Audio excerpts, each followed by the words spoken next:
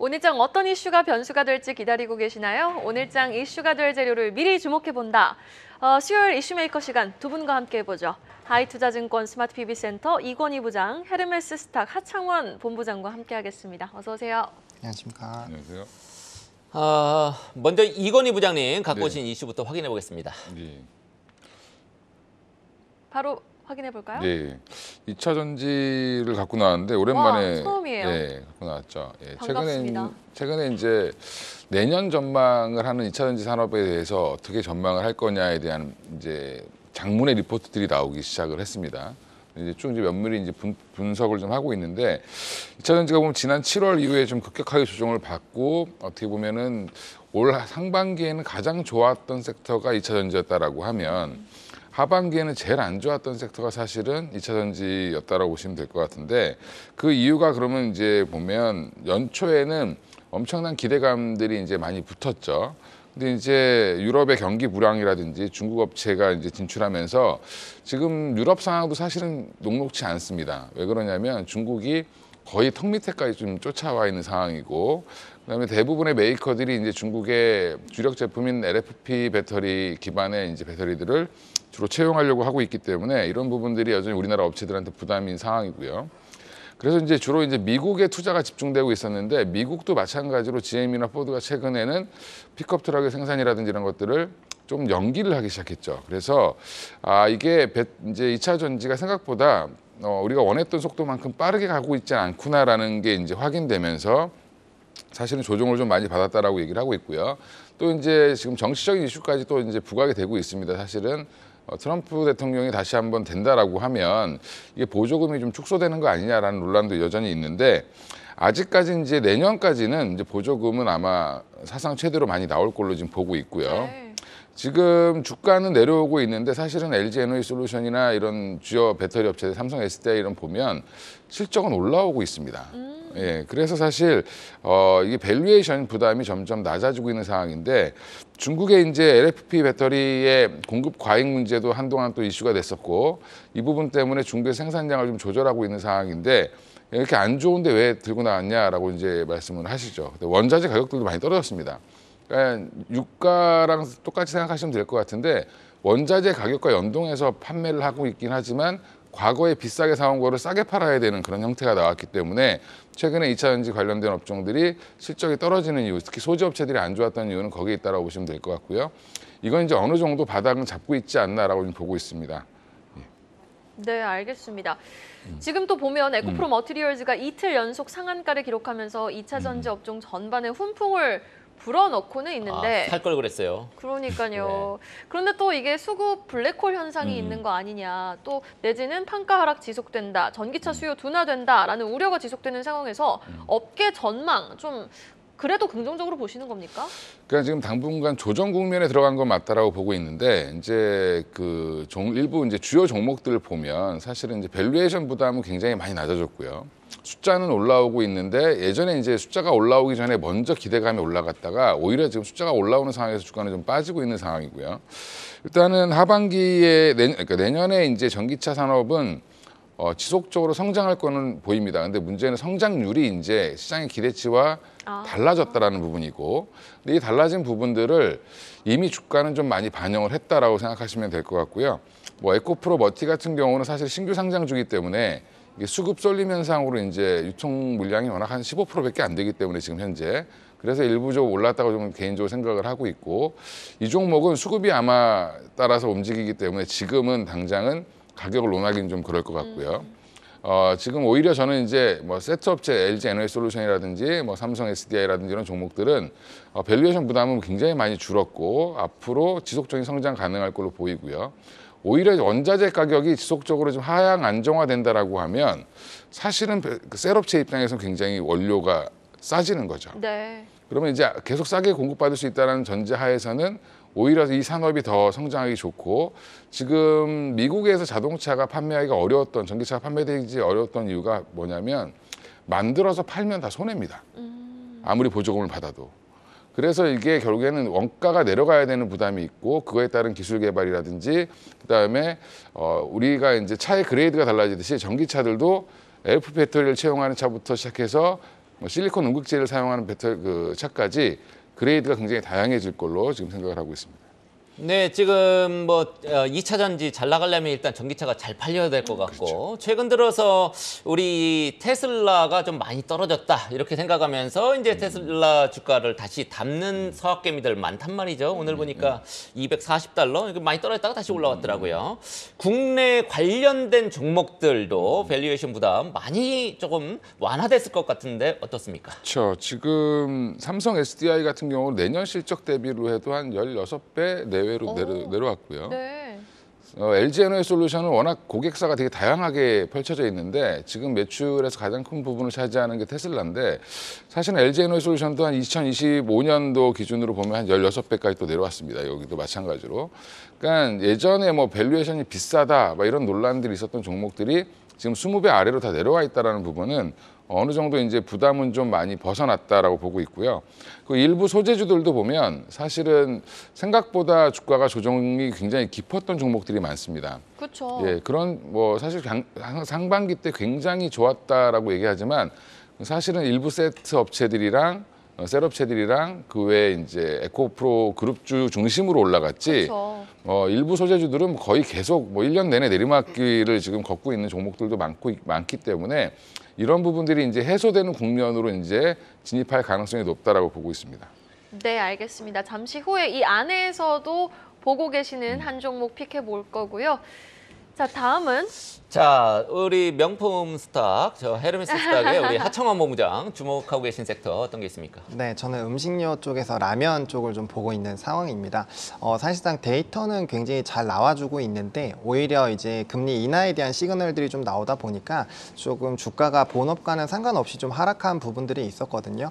아무래도 이제 라면 쪽, 그러니까 음식료 쪽이 경기 방어적인 특성을 가지고 있기는 하지만 뭐 데이터로 본다라고 한다면 라면 수출액이 뭐 사상 처음으로 1조 원을 돌파하는 기염도 토해내고 있고 계속적으로 수출 지역도 확대가 되고 있는 상황이거든요. 그리고 이게 먹는 쪽이고 문화로 들어간 부분이기 때문에 이런 업종에 대한 변화가 사실 가파르게 나오기가 어려운 상황입니다. 근데 그럼에도 불구하고 주가가 단기적으로 이제 좀 차익들이 나오면서 눌림 현상이 나오고 있어서 또 1차 눌림목 매수가 좀 유효한 그런 상황이 되지 않았나라고 보고 있는 상황이고 이 라면에 대한 수출 기조가 사실 최근 한 4, 5년 정도만 보시더라도 상당히 좀 좋은 상황인데 작년과 비교해서 10월 달까지 이런 수출액을 보시면 한 27% 정도 좋아졌고요. 뭐 지역 같은 경우도 계속적으로 좀 좋아지고 있는 상황들이 나타나고 있거든요. 뭐 전방위적으로 두 자릿수 이상 좀 급등이 나와준 상황이고 또 지역 같은 경우도 이제 미국이나 중국 지역 등 굉장히 좀 좋은 기조들이 유지가 되고 있는 상황이어서 당분간 이 기조가 꺾이지 않는데 주가만 좀 떨어졌다라고 한다면 다시 조금 더 시간이 지나게 됐을 때 제자리 좀 찾아갈 수 있지 않을까라는 생각이 들어서 음식료 쪽에서 일단 라면 업종을 좀 선택을 해봤습니다. 네, 요즘 보면은 인도에서도 그렇게 라면을 먹는다고 하고 저도 라면을 엄청 먹어요. 겉면이 맛있더라고요. 라면 끊어야 되는데. 아, 그러니까요. 네, 왜 잘 이거 끊을 팔리는지 수가 없어요. 모르겠네. 네. 한국 라면의 수출액이 또 사상 처음으로 1조 원을 돌파했다고 하는데 외국 공장 생산분까지 반영하면 글로벌 2조 수준이라고 합니다. 그렇죠. 정말 숫자만 보면 어마어마한 수치인데 이렇게 해외 시장에서 한국 라면의 매운맛이 인기를 끌고 있는 주요 배경을 좀 어디서 찾아볼 수 있을까요? 이제 뭐 사실 코로나라는 부분들도 좀 영향이 있었고요. 일단은 저는 이제 컨텐츠 부분이라고 생각을 합니다. 그쵸. 뭐 아시겠지만 이제 뭐 이런 기생충이라든지 기타 이제 드라마들이 굉장히 흥행을 하면서 뭐 여러 가지 이제 조합들이 나왔잖아요. 뭐 짜파구리부터 시작해서 여러 가지 이런 조합들이 나왔고 그거를 이제 또 유튜브라든지 기타 매체로 굉장히 확산이 되면서 BTS도 라면을 그렇게 라이브 방송으로 많이 소개를 해주잖아요. 그렇죠. 이제 그런 부분들이 아무래도 굉장히 좀 좋은 효과를 주는 거죠. 그래서 뭐 컨텐츠뿐만 아니라 엔터 그리고 이제 좀 팔로우하는 이런 이제 아티스트들이 같이 이제 먹방 같은 걸 또 하다 보니까 그런 것들이 조금 문화로 하나의 장착이 됐다라고 보시면 좋을 것 같고 한번 관심 있게 먹어봤는데 이게 생각보다 되게 맛있는 거죠. 그리고 앞서서 인도 얘기해 주셨는데 거기서 이제 불닭볶음면을 좀 매우니까 뭐 계란이라든지 여러 가지로 이렇게 요리를 해서 카레 안 넣나요? 카레도 넣는 버전이 있는 걸로 제가 알고 있는데 어쨌든 상당히 다양한 버전으로 길거리에서도 굉장히 많이 판매를 하고 있거든요. 그래서 이제 거리에서도요. 네. 인도에서는 주로 이제 이렇게 비벼가지고 손으로 먹을 겁니다, 아마. 맞습니다. 이렇게 아니, 제가 네. 이제 인도에 2달 정도 이렇게 배낭여행 한 적이 있었거든요. 네. 저도 손으로 먹었습니다. 오. 거기는 문화가 인도분들 그러니까 오해하지 마세요. 아무튼 그런 것들이 영향을 받아서 라면 쪽에 대한 이런 문화가 확산이 되고 있는 것이 아닌가라고 판단을 하고 있습니다. 네, 일단 뭐 라면이 해외에서 이렇게 호평받는 게 이제 우리 한류의 영향이 좀 큰 것 같고요. 일단 요런 어떤 긍정적인 영향 때문에 3분기 업체들 3분기에 실적 굉장히 좋았단 말이죠. 이런 네. 분위기 계속 지속될 수 있을까요? 어떨까요? 네, 저는 뭐 지속이 된다라고 생각을 하고 있습니다. 사실 우리가 이제 식단으로 들어오게 되면은 이게 한 번에 나가기가 쉽지가 않습니다. 그래서 이제 대체 식품으로 이미 들어왔고 굉장히 좀 많이 퍼져 나가고 있다라고 보시면 좋을 것 같고 데이터들이 계속 좋아지고 있다라는 것들이 이제 그것들을 확인하는 과정들이라고 보시면 좋죠. 근데 제가 이제 2015년부터 계속적으로 좀 최근 몇 년 동안 계속 좋다고 말씀을 드렸는데 이게 15년 이후부터 계속적으로 수출 데이터는 좋아지고 있는 상황이거든요. 그래서 지금 당장 이러한 몇 년 동안의 기조가 한 번에 다 무너지기는 쉽지 않다. 특히나 먹는 거기 때문에 해서 굉장히 좀 좋을 것으로 예상이 되고 있고 이제 기업들 부분에서는 좀 차이는 있습니다. 아무래도 뭐 삼양식품이나 농심 같은 경우는 수출적인 부분이 늘어나고 있는데 이제 오뚜기가 약간 그런 부분에서 좀 뒤처지고 있기 때문에 기업별로는 이런 앞으로의 수출액 대한 이런 MS가 어떻게 변화되는지 그런 여부 정도는 좀 체크를 해보실 필요가 있지 않나라는 생각입니다. 일단 농심이 대장주죠. 저는 삼양식품이 대장주라고 생각하고 있습니다. 그래요? 농심도 굉장히 수출이나 뭐 실적이 잘 찍히는 걸로 알고 있는데. 국내로 본다라고 한다면 뭐 농심이 대장이라고 당연히 볼 수 있겠지만 이제 네. 해외적인 부분에서 봤을 때는 뭐 파급력이 조금 더 이제 삼양식품이 이런 이미지를 좀 더 끌고 간다라는 느낌이 있어서 네. 저는 개인적으로는 삼양식품에 조금 더 무게를 좀 실어주고 해외 싶습니다. 수출 때문에 그렇다는 거죠? 네, 맞습니다. 네. 그럼 신라면보다 불닭볶음면이 더 잘 팔리는 거예요? 뭐 절대적인 수치로 본다면은 사실 좀 그렇다라고 보기는 어렵지만 이제 이 이슈 메이커들은 조금 더 이제 불닭볶음면이 좀 많이 만들어내는 부분들이 있어서 성장세가 더 이제 빠르다. 이렇게 네, 볼수 맞습니다. 있겠군요. 네, 알겠습니다. 자, 그럼 오늘은 라면주와 2차 전지주의 대결이 되겠습니다. 60주년을 맞은 K라면, 올해 첫 수출 1조 원도 돌파했다. 라면주냐, 에코프로 머티리얼 없고 재반 등을 노린다. 2차 전지주냐, 라면주 vs 2차 전지주. 마지막 기업 선별까지 확인해보죠. 먼저 이건희 부장님, 어떤 종목 유독 좀 시선이 가세요? 예, 뭐 그러니까 LG 에너지솔루션이나 뭐 삼성 SDI는 좀 중장기로 이제 하실 분들은 좋을 것 같고요. 조금 이제 더 좀 다이내믹한 걸 원한다라고 하면 나노신소재를 좀 보고 있는데 나노신소재 말씀을 이제 오랜만에 드리는 것 같은데 2025년부터 보면 내후년이죠. 프리미엄 신차들이 이제 주로 실리콘 음극재를 적용할 걸로 좀 예상이 되고 있는데 그 안에 필수 소재인 CNT 도전재를 만드는 회사가 사실은 나노 신소재입니다. 일단은 양극재용 CNT 도전재까지 지금 추가하고 있는데 이 사업은 결국에는 실리콘 음극재가 그 고급 라인 중심으로 해서 프리미엄 라인 중심으로 해서 많이 들어가게 된다라고 하면 나노 신소재 입장에서는 지금 증설에는 여러 이제 그 업체들 지금 유럽이라든지 미국에 지금 공장을 증설해놨는데 이런 부분들이 본격적으로 내년부터 가동되기 시작하면 기대를 한 몸으로 받을 걸로 예상을 하고 있고요. 중요한 건 CNT 도전재 음극재용은 사실은 나노 신소재 말고는 지금 대체할 만한 회사가 없다라는 게 가장 핵심이다. 그러니까 항상 주식 투자하실 때 보면 독점적 지위를 갖고 있는 기술력을 갖고 있는 회사가 굉장히 중요한데 그래서 지금도 실적 대비해서 주가가 안 빠지고 있는 이유도 이런 부분이라고 생각하시고 접근해 보셔도 좋을 것 같습니다. CNT 도전재라는 게 굉장히 중요한 어떤 건가 봐요. 실리콘, 그러니까 결국에는 이제 흑연이 이제 인조 흑연이든 뭐 천연 흑연을 주로 음극재로 쓰고 있는데 거기에 이제 실리콘을 일부 집어넣으면 이제 비율을 이제 높이고 있는 중인데 실리콘을 들어가면 사실은 충전이 좀 빨라지고요. 에너지 효율도 높아집니다. 네, 이제 지금 뭐 양극재는 어느 정도 개발이 됐다라고 하면 음극재를 지금 조금 더 성능을 좋게 해서 충전 시간을 더 이제 짧게 하고 용량을 늘려줘야 되는데, 근데 실리콘 음극재 단점은 충전하고 다 쓰고 또 충전하고 하다 보면 이렇게 부풀어 오르는 단점이 있습니다. 부풀어 오른 그걸 방지하기 위해서 들어가는 게 CNT 도전제라고 생각하시면 될 것 같습니다. 네, 이쪽 부문에서는 거의 뭐 독점적인 그런 업체라고 이제 나노 신소재 이렇게 소개를 해주셨고요. 우리 하창호 본부장님 아까 좀 전에 이제 라면에서 이제 토픽을 선정을 하셔야 되는데 삼양식품 아까 말씀하셨단 말이죠. 네, 맞습니다. 그동안에 마음 안 바뀌셨습니까? 네, 안 바뀌었습니다. 네, 일단은 뭐 주가의 탄력도도 좀 가장 빠르게 좀 움직이고 있었기 때문에 여전히 이 삼양식품이 이 라면 쪽에서는 대장이다라는 생각을 가지고 있는 상황이고요.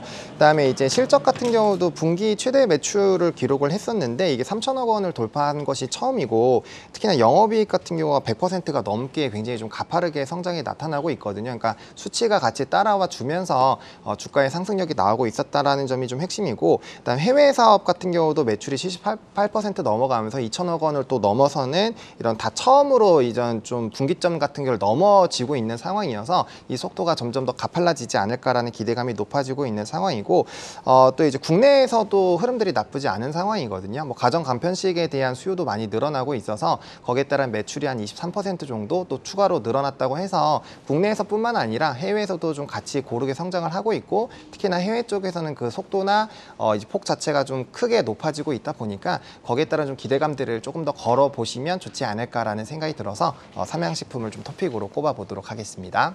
네, 알겠습니다. 자, 매일 마무리는 오늘장 이 이슈가 더 시장을 주도할 것 같다. 앵커의 선택으로 마무리 지어보고 있는데요. 저는 그래도 2차 전지 쪽에 계속 마음이 가더라고요. 좀 네. 올라왔으면 하는 바람입니다. 2차 전지에 한 표를 드리겠습니다. 조재길 앵커는요? 저는 라면 쪽에 한 표를 하겠습니다. 맛있죠. 지금 약간 출출하시죠? 맞아요. 아침에 먹는 라면이 또 맛있잖아요. 자, 그러면 2차 전지 관련 종목, 라면 관련 종목 과연 오늘 어떤 이슈가 메이킹이 될지 여러분 두 이슈 꼭 주시해 보시면서 개장 전략도 저희와 함께 해주시죠. 지금까지 하이투자증권 스마트 PB센터 이권희 부장, 헤르메스 스탁 하창원 본부장과 함께했습니다. 말씀 고맙습니다. 감사합니다.